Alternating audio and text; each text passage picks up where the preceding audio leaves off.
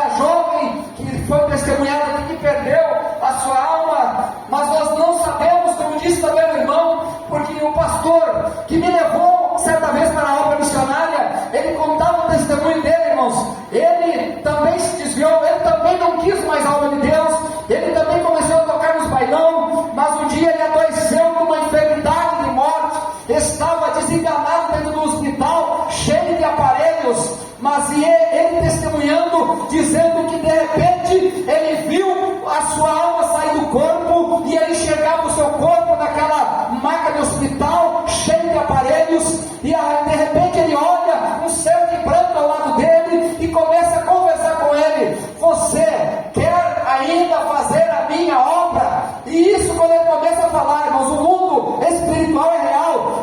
Dizendo o pastor que quando ele viu, uma porta se abriu e começou a ver um monte de seres pretos subindo nas paredes, vindo em direção ao seu corpo, e aquele ser de branco disse: eu te dou a última oportunidade, ou você faz a minha obra, ou esses demônios vão levar a tua alma e não terá mais jeito. Então ele disse: então eu quero fazer a tua obra. Diz que quando ele disse que queria, aqueles seres pretos, aqueles demônios começaram a recuar para trás, de volta, e no mesmo dia ele saiu do estado que ele estava desenganado, foi curado na hora.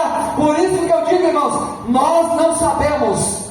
Nossa função é pregar o evangelho a toda criatura e dizer que é um céu, que é um inferno, porque a última hora de cada pessoa, só naquele dia nós vamos saber, porque a Bíblia diz que haverá surpresa naquele dia. Quem sabe aquele que nós pensávamos que ia para o céu, que pregava bonitinho, que estava aos nossos olhos humanos bonitinho na presença de Deus, ele não vai se salvar. E aquele que nós achávamos que não ia se salvar, vai estar lá no céu, no grande encontro, aleluia, da noiva do Cordeiro. Ele sempre pregava: evangelize, pregue para as almas. A nossa função é essa, não é julgar, e sim pregar, e sim falar do amor de Cristo, porque a última hora de cada um com Cristo é diferente da minha e da tua. Aleluia.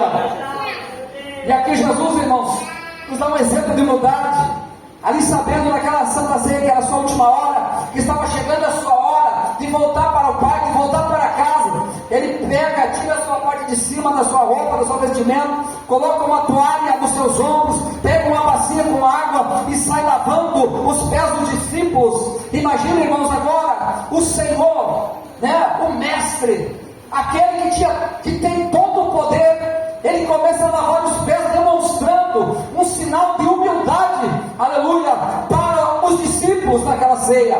Ele estava dando um exemplo, aleluia, que nós teríamos que ser da mesma forma, que nós teríamos que amar as almas da mesma forma, como ele estava demonstrando para os discípulos o amor e a humildade. Aleluia, glória a Deus. Aí, irmãos, aonde nós estamos lendo agora, depois que ele faz isso, que ele lava os pés dos discípulos, ele começa a falar com eles: vocês compreenderam o que eu fiz? Eles ficaram sem entender ao primeiro momento, e aí ele vai dizendo: vocês me chamam de mestre e senhor, e sabem que eu sou, e mesmo assim, eu sendo mestre e senhor, eu lavei os pés de vocês, eu dei o exemplo, né, de amor por vocês, o exemplo de amor e humildade para vocês. Aleluia. É como se Jesus estivesse dizendo: não esqueçam que não só dentro da igreja existem almas, não esqueçam que lá nos presídios, lá no hospital, lá nas drogas, lá nos bares, tem muitas almas que estão precisando que vocês vão até lá e façam o mesmo, lavem eles com a minha palavra. Aleluia. Eles precisam ser lavados com a minha palavra, porque a palavra, ela limpa, ela transforma a vida do ser humano, porque foi desta forma que nós chegamos até aqui. Desta forma, hoje nós temos o privilégio de testemunhar, de adorar a Cristo, porque alguém foi lá e nos lavou com a palavra.